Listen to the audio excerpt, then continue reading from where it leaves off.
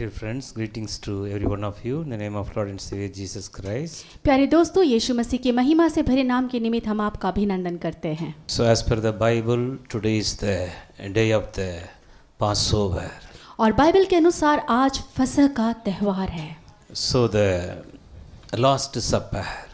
और वो अंतिम भोज। So this is very important for every believer. और ये हर एक विश्वासी के लिए बहुत ही महत्वपूर्ण है। So it is containing lots of God's miracles, God's power inside. और ये बहुत कुछ इसमें है, परमेश्वर की महिमा, परमेश्वर के आश्चर्य कर्म और उसकी आशीष। So today when you are going to take part in the Last Supper, the Passover, Pascha. तो आज जब आप इस अंतिम प्रभु भोज का हिस्सा बनते हैं या इस फसह का हिस्सा बनते हैं, God want to open your spiritual understanding. परमेश्वर आपकी आत्मिक समझ को खोलना चाहता है। You will understand it in a very unique way and the God's power is going to be work in your life. और आप इसे बहुत ही अद्भुत रीति से समझेंगे और परमेश्वर का सामर्थ्य आपके जीवन में काम करेगा। Because Jesus Christ very much he personally explained these things before he went to the cross. और यीशु मसीह क्रूस में जाने से पहले उसने बहुत ही व्यक्तिगत रीति से इन तमाम चीज़ों को बहुत अच्छी तरह से बयान किया है। So the Old Testament, all the sacrifice, the different type of sacrifice, everything including the Pascha, the Passover, everything completed in Christ. सो पुराने नियम में हम जिस भी तरह के बलिदान के विषय में पढ़ते हैं वो सारे के सारे बलिदान यहाँ तक कि फसह भी परमेश्वर में यीशु मसीह में पूरे हो गए। So before Jesus went to the cross, several years the Passover has been celebrated. और यीशु मसीह क्रूस पर गए इससे पहले बहुत सालों तक ये फसह मनाया गया। So but the last Passover, the last supper was the unique. लेकिन जो अंतिम प्रभु भोज था वो बहुत ही अद्भुत था। So in that Jesus explained everything in detail by his own hand, by his own word. क्योंकि उस समय यीशु मसीह ने हर एक बात का बयान अपने स्वयं के मुख से और अपने स्वयं के हाथों से किया। So that is the great difference. और यही वो बड़ा अंतर है। So the Old Testament, the Passover, it is written in the book of Exodus chapter 12.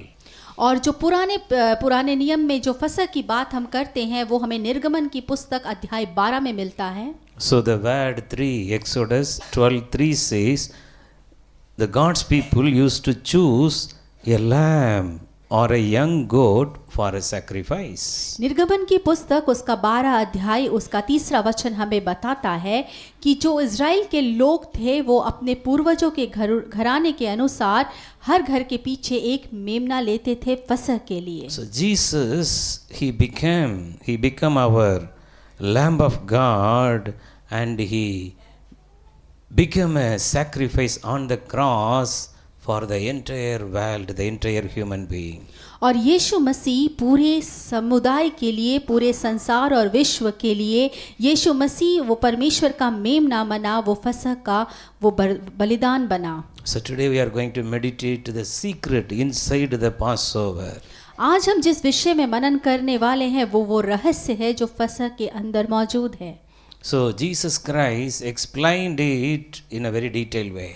और यीशु मसीह ने इसका बहुत सुंदर रीति से विस्तार में वर्णन भी किया।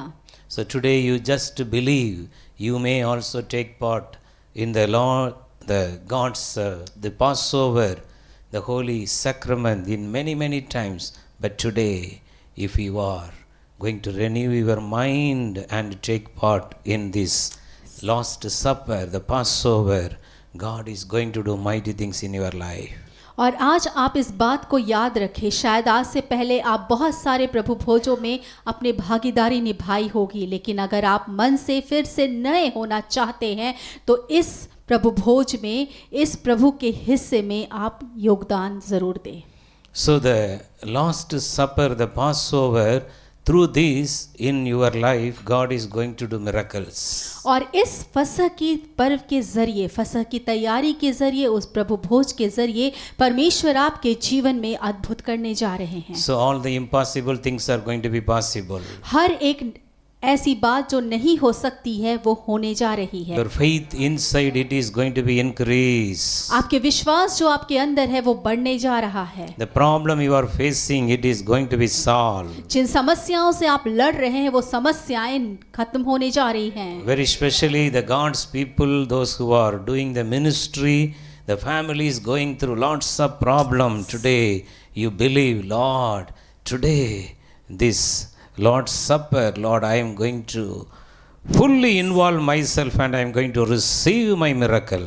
खासकर उन लोगों के लिए जो परमेश्वर की सेवा में अपना योगदान दे रहे हैं, आप विश्वास करें परमेश्वर पूरी रीति से आपकी हर एक समस्या का समाधान देने जा रहा है। So the Lord is going to speak to you. सो परमेश्वर आपसे बात करने जा So रहा turn है। your Bible, Luke chapter 22 verse 1. और अपनी अपनी बाइबलें निकाल लें, लूका की पुस्तक उसका 22 अध्याय उसका पहला वचन। So these words start like this. Now the festival of the unleavened bread called Passover, Pascha, was approaching. और वचन ऐसा कहता है, अब अख़मीरी रोटी का पर्व जो फसह कहलाता है आ रहा था। So there is a time the Passover, the festival was approaching. और ये वो समय था जब फसह का पर्व आ रहा था। So what is the meaning of this word? We have to, every day we have to expect the God's miracle through this festival of unleavened bread. और ये वचन क्या कहना चाहता है कि परमेश्वर की उस अद्भुत चीज़ों को, उन अद्भुत युक्तियों को हमें अपने जीवन में ग्रहण करने के लिए हमेशा तैयार रहना है, जैसा कि फसह का पर्व कहता है। You should have a preparation every day to take part in the Lord's Supper. आपको रोज बर रोज अपने ऊपर तैयारी करने की जरूरत है ताकि आप परमेश्वर के इस भोज में सम्मिलित हो पाएं। So that's why the word is starting like this. The festival of unleavened bread called Passover was approaching. और इसीलिए वचन कहता है कि अब अख़मीरी रोटी का पर्व जो फसह कहलाता है आ रहा था। So in your mind you should prepare to take part in the Lord's Supper. अपने दिमागी रूप से अपने आप को तैयार करें कि आप उस प्रभु भोज का हिस्सा बनने वाले हैं। So if you are preparing yourself, the Lord want to open your spiritual understanding. और अगर आप अपने आप को तैयार करते हैं, परमेश्वर आपकी आत्मिक समझ को खोलते हैं। God is going to help you and He is going to be guide you in a unique way. परमेश्वर आपकी मदद करेंगे और बहुत ही अद्भुत रीति से आपको रास्ता भी दिखाएंगे। So this Passover will bring in your life the prophetical guidance and the blessings. और ये फसह जो है आपकी जिंदगी में भविष्यवक्ताई से भरे हुए मार्गदर्शन और आशीष को लेकर आती है। So whenever you are taking part in the Passover, the Holy Spirit will guide you in the deep truth of the God's word. जब भी आप फसह का हिस्सा बनते हैं, वो पवित्र आत्मा आपको उन तमाम रहस्यों से भरी हुई बातों की ओर दिशा निर्देश करती है और गहराई में लेकर जाती है। So the prophetical guidance will come upon you. You will be walk with the Holy Spirit. वो भविष्यवक्ताई का मार्गदर्शन आपके ऊपर आता है और आप उसमें चलते हैं। So you have to prepare yourself for the Passover, the power of Pascha. और आपको अपने आप को फसह के उस सामर्थ से भरने की जरूरत है। So that should be a preparation in your mind and heart. और ये आपके हृदय और मन की तैयारी होनी चाहिए। God is going to start the prophetical blessings. He is going to work in your life in a prophetic way. और परमेश्वर अद्भुत रीति से आपको भविष्यवक्ताई के रूप में मार्गदर्शन देंगे और आपके जीवन को उन भविष्यवक्ताओं की आशीषों से भर देंगे। All the confusions will go away. वो सारी दिग्भ्रमित करने वाली बातें आपके जीवन से चली जाएंगी। You will hear the God's voice, how to walk, how to do the things in your day-to-day life. आप परमेश्वर की आवाज को सुन पाएंगे, समझ पाएंगे कि कैसे वो आपका दिशा निर्देश करता है रोज बरोज चलने में। In the midst of your problem, you will hear the God's voice. God will show you the way to come out from your problem. अपनी परेशानियों के बीच में आप परमेश्वर की आवाज को सुनेंगे और वो परमेश्वर उन परेशानियों से निकास का रास्ता आपको बताएगा। So that is the greatest blessings God want to give you through this celebration, the festival of the Passover. और परमेश्वर ये बहुत बड़ी आशीष इस फसह के पर्व के जरिए आपको देना चाहता So है it is fulfilled in the life of Jesus Christ. और ये यीशु मसीह के जीवन में भी पूरा हुआ। So Luke chapter 22, the same chapter, verse 7 to 20. और लूका की इंजील वही अध्याय 22 अध्याय वचन 7 से 20। So here you may see the place God looking. God is prophetically He is preparing to celebrate the Passover. और यहाँ आप देखेंगे कि परमेश्वर जो है वो अपने अंतिम भोज की तैयारी करने वाला था। So it is a fully prophetical because nothing was there. Even the disciples don't know where they are going to prepare the Passover. और ये सच में पूरी की पूरी भविष्यवाणी की बातें हैं क्योंकि उसके जो चेले थे वो भी स्वयं इस बात को नहीं जानते थे कि वो फसह मनाएंगे तो कहाँ। So Jesus spoke to Peter and John. The word 7 says, "Go and prepare the Passover for us that we may eat." और यीशु मसीह ने पतरस और यूहन्ना से बात की। आप वचन 8 में पढ़ेंगे, वहाँ लिखा है, जाकर हमारे लिए फसह तैयार करो कि हम उसे खाएं। So the word 9 it says, word 8 it is written, "Go and prepare the Passover for us."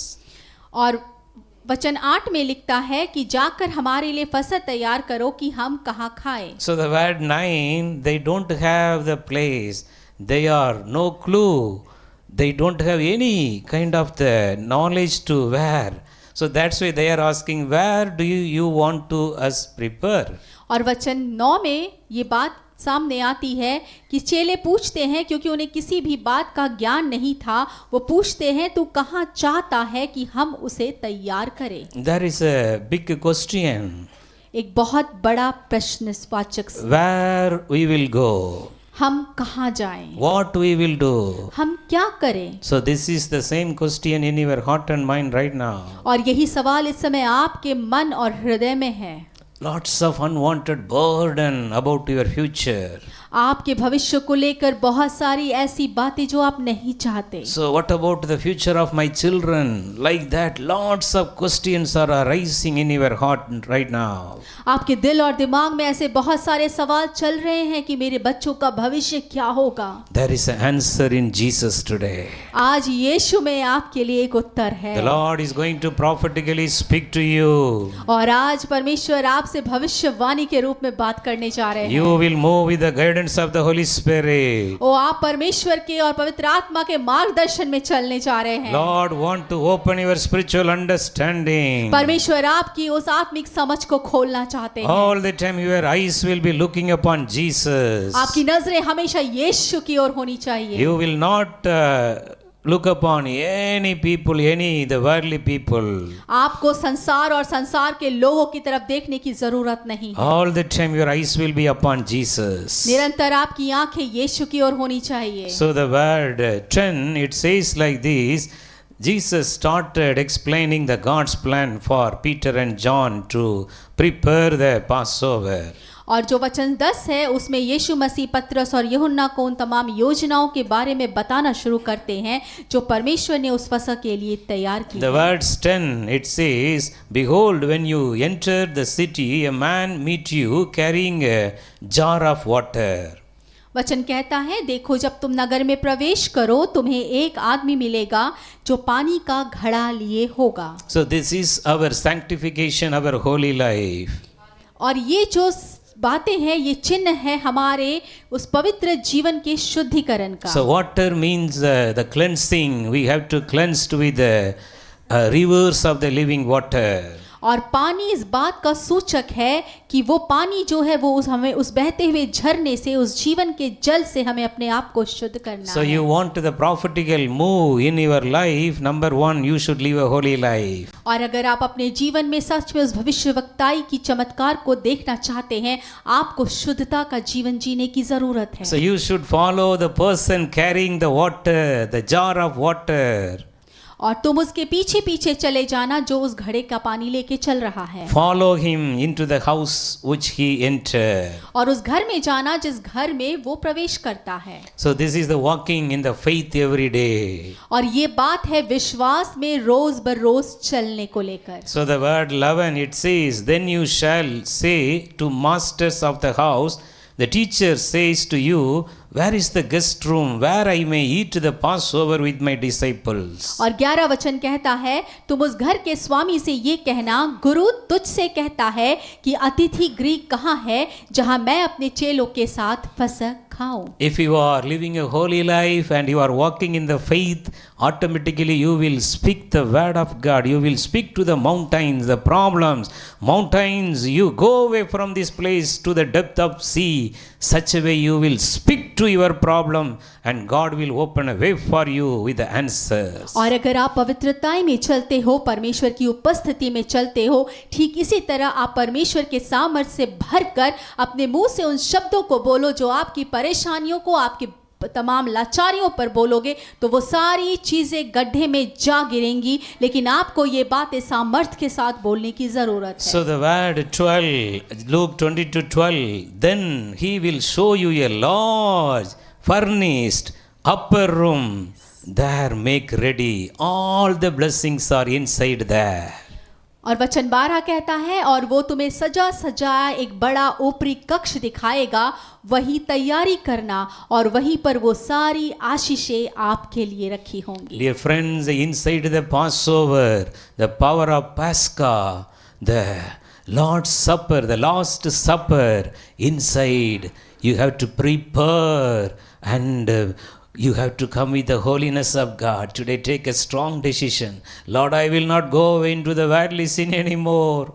Keep me holy. Lord, guide me, Lord. I will walk in the faith and I am going to enter into the upper room. The upper room is the anointed place. आप परमेश्वर से इस प्रकार कहे कि परमेश्वर मैं अपने तमाम पापों को छोड़ता हूँ और फसह की उस पवित्रता के अनुसार मुझे बदल दे, ताकि मैं उस ऊपरी कोठरी में प्रवेश करने पाऊँ जहाँ परमेश्वर तेरी सारी आशीषें रखी हुई हैं। So you believe Lord want to give you all the worldly blessings automatically.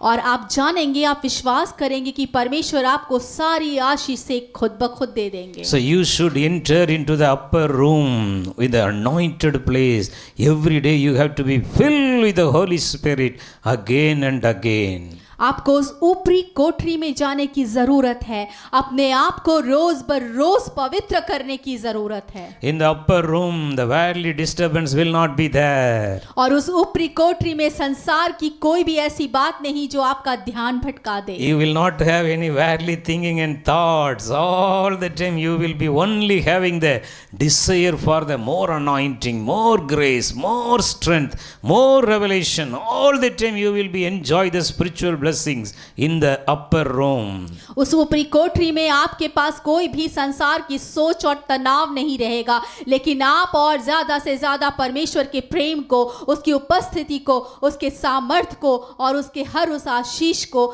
देखने पाएंगे। So the word 13 says, they went and found it just as Jesus said to them. वचन 13 कहता है, उन्होंने जाकर सब कुछ बिल्कुल वैसा ही पाया जैसा यीशु ने बताया था। So today you believe all the impossible things are going to be possible for you. और आज आप विश्वास करें कि हर एक बात जो पूरी नहीं हो सकती है वो पूरी होने जा रही है। All the time your focus should be only the Holy Spirit. और आपका ध्यान का केंद्र केवल और केवल वो पवित्र आत्मा होनी चाहिए। All the time be filled with the Holy Spirit. आप रोज और निरंतर पवित्र आत्मा से भरे होने चाहिए। Whenever you are distracted, any kind of the disturbance will attack you. Immediately you have to be filled with the Holy Spirit. जब कोई परेशानी की बात या कोई भी भटकाने की बात आपके दिमाग पर आघात करती है, आप तुरंत पवित्र आत्मा से भर जाएं। So that will lead you into the upper room. और यही वो बात है जो आपको उस ऊपरी कोठरी में ले जाएगी। So then the word, we can continue the word 14 onwards. The Lord's Supper, Jesus, he is started one by one to his disciple. और फिर जब हम 14 से आगे पढ़ेंगे, हम पढ़ेंगे कैसे यीशु मसीह एक के बाद एक अपने चेलों से मुखातिब हुआ। So the right time Jesus instituted the Lord's Supper. और उस सही समय में यीशु मसीह ने फसह की तैयारी को किया। So you should know the timing in your life to be all the time connected with the Holy Spirit. और इसीलिए आपको भी अपने जीवन में समय को लेकर बहुत ही सचेत रहने की जरूरत है कि कब आपको पवित्र आत्मा के साथ अपने संबंध को स्थापित करना है। You should know the timings, the heavenly timings. आपको वो स्वर्गीय समय पता होना चाहिए। The word 14 start like this: when the hour, when the time had come, Jesus sat down. और वचन 14 कहता है जब समय हुआ तो यीशु मसीह भोजन करने बैठा। So you should know that in the previous Passover, the previous kind of a Pascha, they celebrated in the Old Testament way. They did everything, the disciples. और जैसा कि हम जानते हैं कि जैसा पुराने समय में, पुराने वचन में, पुराने नियम में फसह के पर्व की तैयारियां होती थी, उसी अनुसार उन्होंने तैयारियां करी। But the last supper before Jesus, he started going towards the cross. He given the own body, the own blood as a Passover. लेकिन यीशु मसीह क्रूस में जाने से पहले जिस फसह को उसने मनाया, उसमें उसने अपने खुद के शरीर को दे दिया बलि होने के लिए। It is full of the God's guidance and the revelation. वो परमेश्वर के मार्गदर्शन और आशीष से भरा हुआ So था। word 19, it says like this: Jesus took bread, gave thanks, and broke it, and gave it to them, saying, "This is my own body, which is given for you. Do this in remembrance of me." और 19 वचन कहता है कि फिर यीशु ने रोटी लेकर धन्यवाद दिया और उसे तोड़कर उनको दिया और कहा, ये मेरी देह है जो तुम्हारे लिए दी जाती है, मेरी याद में ऐसा ही किया करो। So the verse 20, it says, likewise he took the cup after supper, saying, "This cup is the new covenant in my blood, which is shed for you." और 20 वचन कहता है कि फिर उसने प्याला लेकर कहा, ये प्याला जो तुम्हारे लिए उंडेला गया है, मेरे लहू में एक नई वाचा है। So there, all the disciples, their understanding, their spiritual understanding opened through this Passover. और इस फसह के पर्व के जरिए ही जितने चेले थे उनके आत्मिक समझ खुल गए। So today also you are going to take part in the Lord's Supper, the Passover. और आज आप भी उसी अंतिम प्रभु भोज का हिस्सा बनने वाले हो। You should make it as a very special with the help of the Holy Spirit. आप इसे बहुत ही बहुमूल्य बना सकते हो पवित्र आत्मा की उपस्थिति के जरिए। Believe the broken body of Jesus Christ. विश्वास करें यीशु मसीह के उस टूटे हुए शरीर के ऊपर। Believe the blood of Jesus Christ. विश्वास करें यीशु मसीह के उस लहू के ऊपर। The broken body full of wounds and stripes for your healing and deliverance. वो टूटा हुआ शरीर जो छिदा हुआ था, कोड़ों की मार से टूट चुका था, केवल आपकी चंगाई के लिए। Before you take part today, you believe, Lord, I believe in your broken body. I believe in the stripes of Jesus, the wounds of Jesus. Heal me, Lord. इससे पहले कि आप उस फसह का हिस्सा बने, आप बोले कि यीशु मसीह, मैं तेरे टूटे हुए उस शरीर पर विश्वास करती हूँ, मैं तेरे टूटे हुए उन तमाम चोटों पर विश्वास करता हूँ, मैं उस बात पर विश्वास करता हूँ कि तेरे उन चोटों की वजह से मुझे आजादी मिल गई।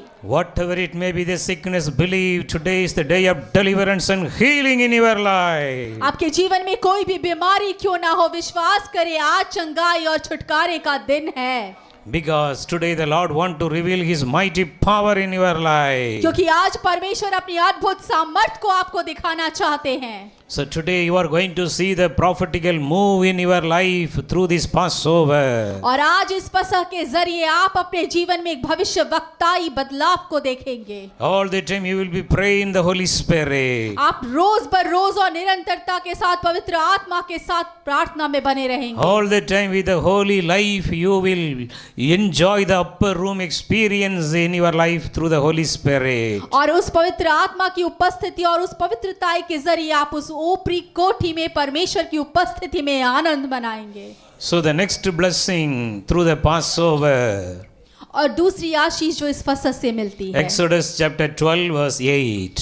निर्गमन की पुस्तक वचन 12 और अध्याय 12 वचन 8। So here the first Passover given to the Moses how they have to celebrate. और ये वो पहला फसह था जो मूसा को दिया गया कि किस तरह इसे मनाया जाए। You should know that now that is totally that is fulfilled in Jesus Christ, so we no need to go more in detail about what they did. हालांकि फसह जो है वो यीशु मसीह की बलिदान से पूरा हो चुका है, इसीलिए हमें गहराई में जाने की जरूरत नहीं कि वो पुराने समय में क्या करते थे। But only the spiritual revelation we can see from this word of God. लेकिन केवल आत्मिक प्रकाशन के लिए हम परमेश्वर के वचन पर ध्यान देंगे। Exodus 12:8, the same night they are to eat the meat roasted over the fire. और जब हम निर्गमन की पुस्तक 12 अध्याय उसका 8 वचन देखते हैं, ठीक उसी रात वे उसके मांस को आग में भूनकर अख़मीरी रोटी के साथ खाते थे। Where there is a fire, there is a holiness. और जहाँ आग होती है वहाँ पवित्रताई होती है। Where there is a fire, sin can't be there. जहाँ आग होता है वहाँ पाप ठहर नहीं सकता। So that is the meaning of the roasted over with the fire. और यही मतलब है मांस का आग में भुना जाना। The next the word says they have to eat along with the bitter herb. और अगला जो पंक्ति है वो बताती है उसे कड़वे साग पात के साथ खाना है। So this is the meaning. We have to all the time remove the bad past, the old things happened in our life. और इसका अर्थ है कि हमारे पिछले दिनों में या हमारे पहले के समय में जो भी बुरी चीजें हमारे साथ हुई हैं उन्हें हमें भुलाना है। The bitter herb, it resemble the old experience of the slavery in Egypt. और ये जो कड़वे साग पात है ये मिस्र की बंधुआई के लिए इस्तेमाल हुए थे। So they are as a slave, they more than years they are stayed in Egypt. So to remember that, the bitter herb. और जितने साल वो मिस्र में एक गुलाम की तरह रहे, ये कड़वे साग पात उन दिनों की उन्हें याद दिलाते हैं। That's why the word of God says, the Egyptian you are seeing today, you will never see them again. और इसीलिए वचन कहता है इन मिस्रियों को जो तुम अब देखते हो फिर कभी ना देखोगे। The bitterness will not come in your life anymore. वो कड़वापन आपके जीवन में फिर कभी नहीं आएगा। All the time you will enjoy the promised blessings in your life. आप रोज अपने जीवन में परमेश्वर के उस अद्भुत आनंद और उन वायदे को याद करोगे। The Lord, I am healing you, the Jehovah Rapha. ओ परमेश्वर कहता है कि मैं तुम्हें चंगाई देता हूँ क्योंकि मैं यहोवा राफा हूँ। So then the word says, bread made without yeast. और वो रोटी जो अखमीरी है। So this is the revelation from the word of God, every day new revelation. और ये परमेश्वर के वचन से प्रकाशन है कि वो आपको रोज नया प्रकाशन देता है। So then the same chapter, Exodus 12, 11 to 13. और यही अध्याय 12 उसका वचन 11 से 13। So here, how to eat the Passover. कि कैसे उस फसह के पर्व को खाया जाए। So this is very clearly the word 11. Exodus 12:11 says, be fully dressed. और वचन 12 अध्याय का 11 कहता है कि तुम अपने वस्त्रों से अपने आप को सुसज्जित कर लेना। To eat the Passover, the Pascha, we should dress up neatly and we should eat the Passover.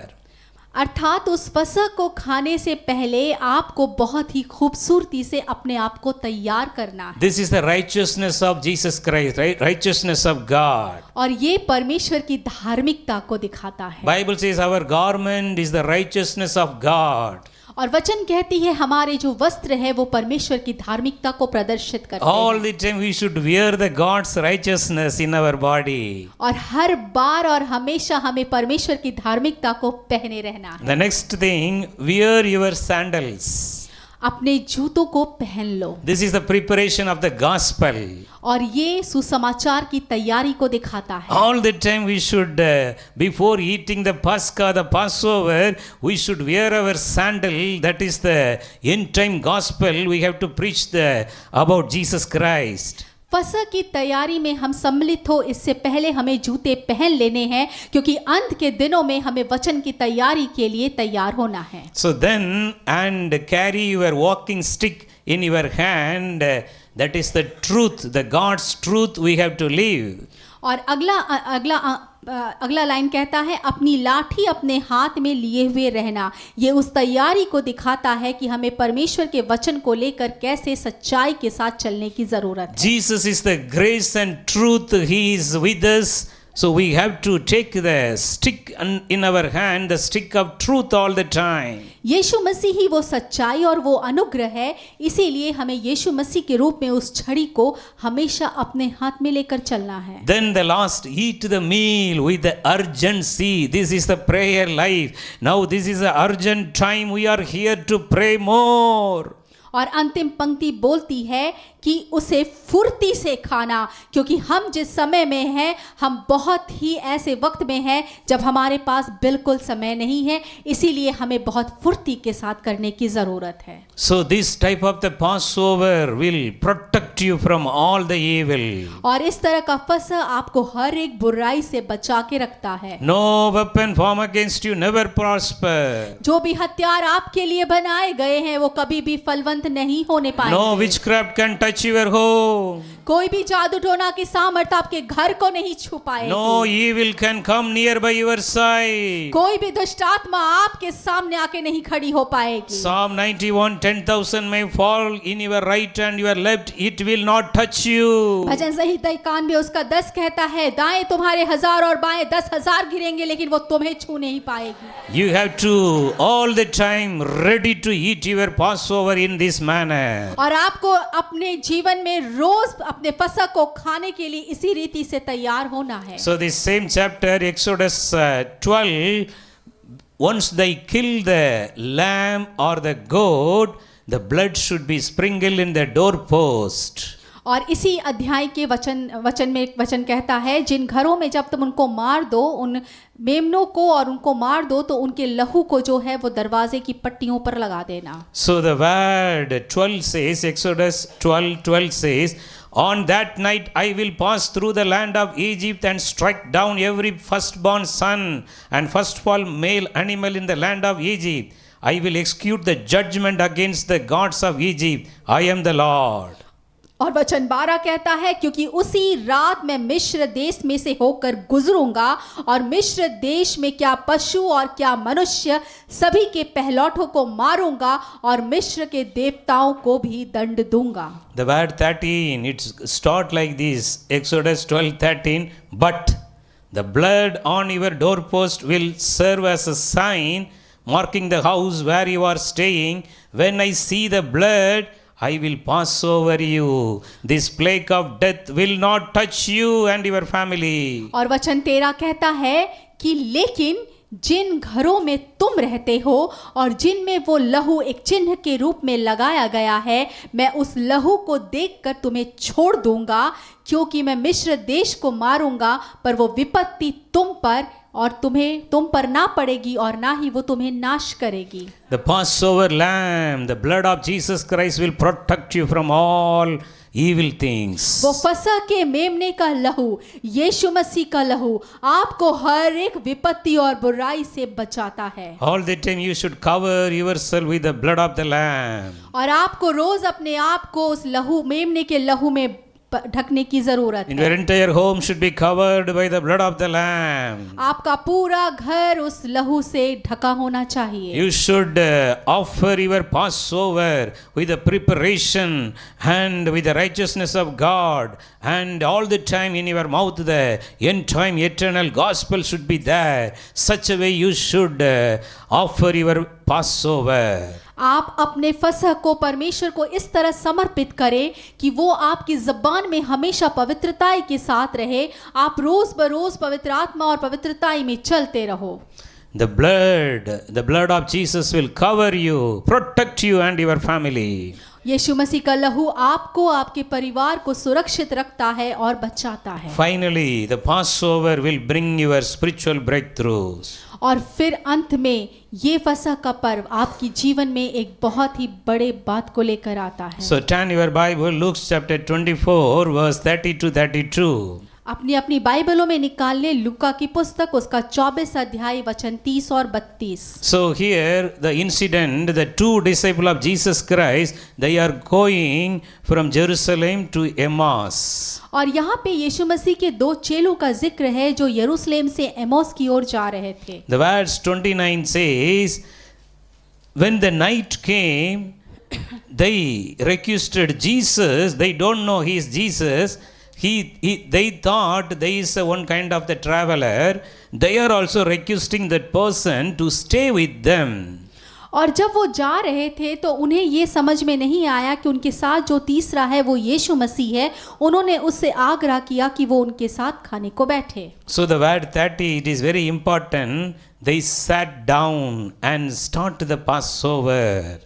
और वचन ऐसा कहता है 30 में कि वो बैठे और उन्होंने एक साथ भोजन के लिए धन्यवाद देकर उसे तोड़कर खाना शुरू किया। So here the word says, Jesus took the bread and blessed it, then he broke it and gave it to them.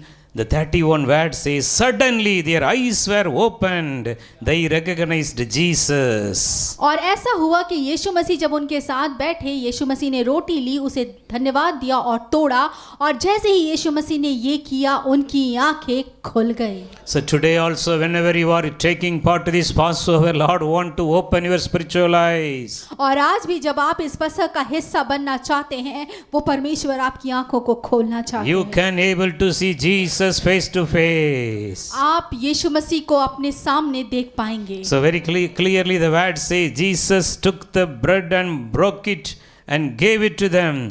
Their eyes were opened. और यहाँ वचन साफ साफ लिखा हुआ है कि जब ऐसा हुआ तो वो उनके साथ भोजन करने बैठा, उसने रोटी लेकर धन्यवाद दिया और तोड़कर जब उन्हें देने लगा तब उनकी आंखें खुल गई। The verse 32 it says they are telling, oh Jesus disappeared. Then they are realized that when Jesus spoke to us, our hearts burn within us. That is the spiritual kind of the reverse of the joy of the Holy Spirit. Every day the overflow joy should burn inside your heart. और वचन 32 में जब इन दोनों को इस बात का एहसास हुआ तब उन्हें एहसास हुआ जब यीशु मसीह उन्हें छोड़ के गया था और जब वो ऐसी बातें करता था, पवित्र शास्त्र की बातों को अर्थ के साथ समझाता था, तो उनका हृदय कितना ही उत्तेजित हो जाता The था। Passover, the Lord's Supper will open your spiritual understanding.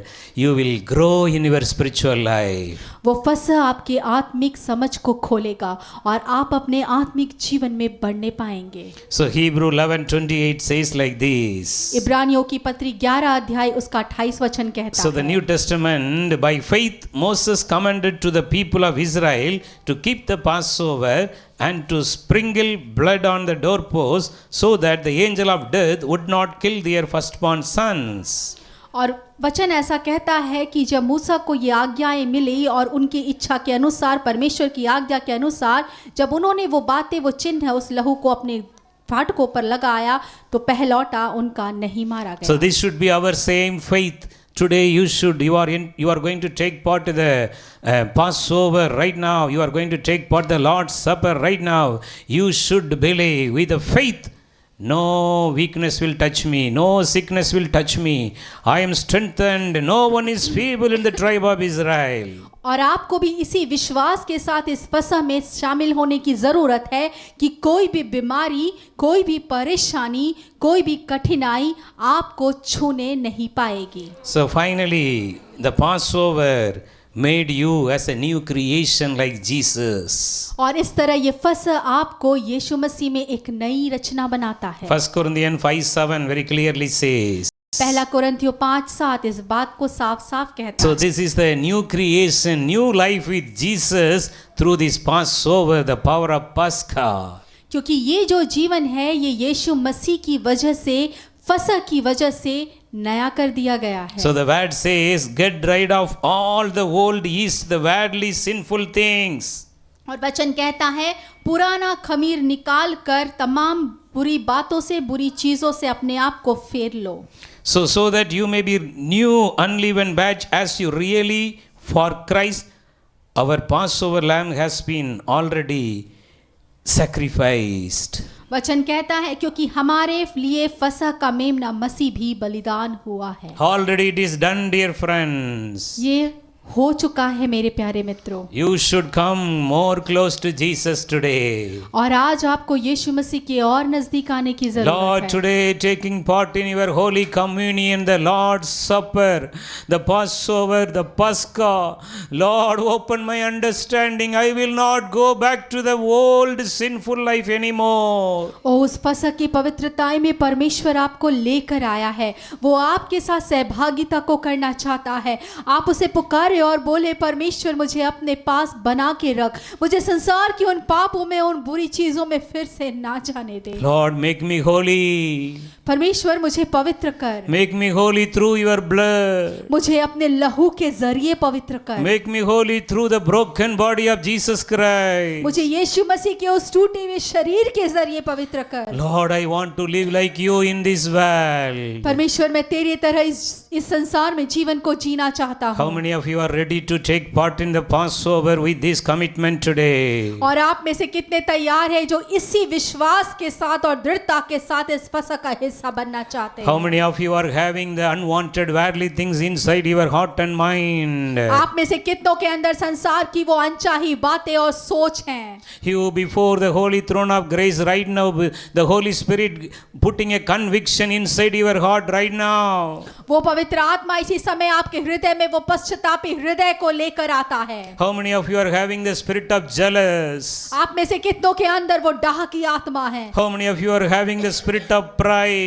आप में से कितनों के अंदर वो घमंड की आत्मा है? How many of you are having the spirit of unwanted anger? आप में से कितनों के अंदर वो अनचाहे गुस्से की आत्मा है? How many of you are going through unwanted the worldly things in your life? आप में से कितने संसार की अनचाही बातों को अपने जीवन में लेकर चल रहे हैं? Before you taking part in the Passover, the Pascha, you should make yourself, sanctify yourself through the blood of Jesus Christ. इससे पहले कि आप इस फसह का हिस्सा बने, आपको यीशु मसीह के लहू से पवित्र होने की जरूरत है। The Lamb of God, Jesus Christ already he sacrificed on the cross for us. परमेश्वर के मेमने ने अपने आप को हमारे लिए बलिदान कर दिया So है। today if you want to remember Jesus Christ through this Passover, the Pascha, the Lord's Supper, you should come with the great determination and decision in your heart. और अगर आप इस फसह में परमेश्वर के साथ यीशु मसीह को अपने जीवन में लेकर चलना चाहते हैं, तो आपको एक कठिन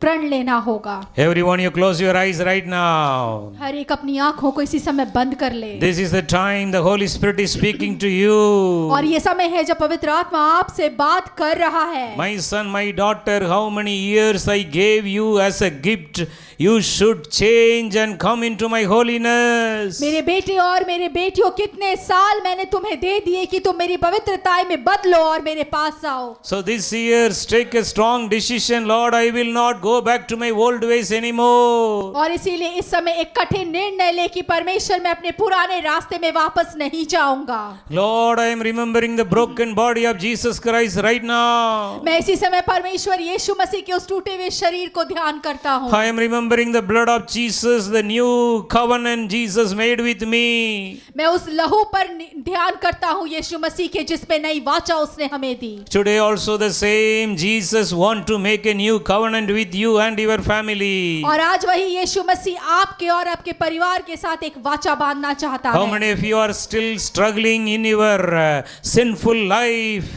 और आप में से कितने अपने पाप में जीवन में अभी भी जूझ रहे हैं? Today repent and come to Jesus. Lord, cleanse me through your precious blood. आज ही पश्चाताप करे और यीशु के पास आए और उससे कहे, यीशु मसीह मेरे अपने लहू से मुझे साफ कर दे। Before taking part in this Passover, the Pascha, the Lord's Supper, Jesus, make me holy. इस फसह के पर्व का मैं हिस्सा बनूं, मैं इसमें भाग लूं, इससे पहले यीशु मुझे पवित्र कर। Jesus made me holy. यीशु मुझे पवित्र कर। Lord, I want to live like you in this world. परमेश्वर मैं तेरी तरह इस संसार में जीना चाहता हूँ। Several times the wicked devil, the evil thing is taking me into the worldly sinful life. और बार बार वो शैतान की चीजें मुझे संसार के पापों में ले जाती हैं। Jesus, today you help me through the Passover, the Pascha.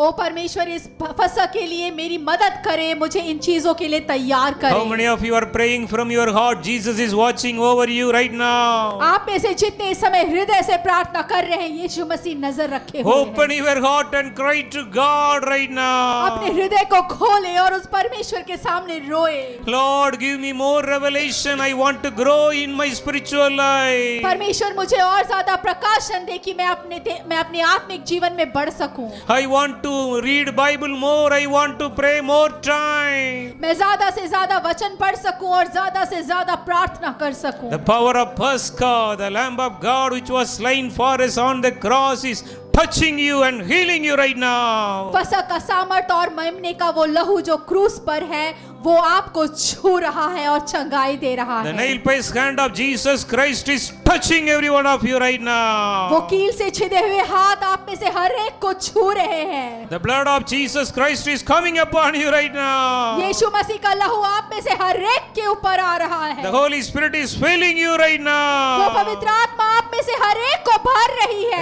Everyone be filled with the Holy Spirit her right एक पवित्र आत्मा now. से भर जाए। The mighty anointing is coming upon वो you. सामर्थी अभिषेक आ रहा The है। new anointing is filling एक नया you. अभिषेक आपको भर रहा है। Everyone be filled with the Holy Spirit right हर एक पवित्र now. आत्मा से इसी समय भर जाए। All the unwanted sickness, weaknesses are already gone from your life. हर एक अनचाही बीमारी और कमजोरी आपके जीवन से जा चुकी है। You are already set free by the blood of the Lamb. आप मेमने के लहू से छोड़ दिए गए You हो। are healed. आप चंगे हो गए हो। Just start to thank God for your healing. आप परमेश्वर को धन्यवाद देना शुरू करें अपनी Your चंगाई के लिए। all your family problems are gone. आपके परिवार की समस्याएं खत्म हो गई हैं। There is a peace in your family आपके life. पारिवारिक जीवन में शांति है। No more fight in your family. परिवार में कोई कलह नहीं। There is a joy, peace in your family. आपके परिवार में शांति और आनंद है।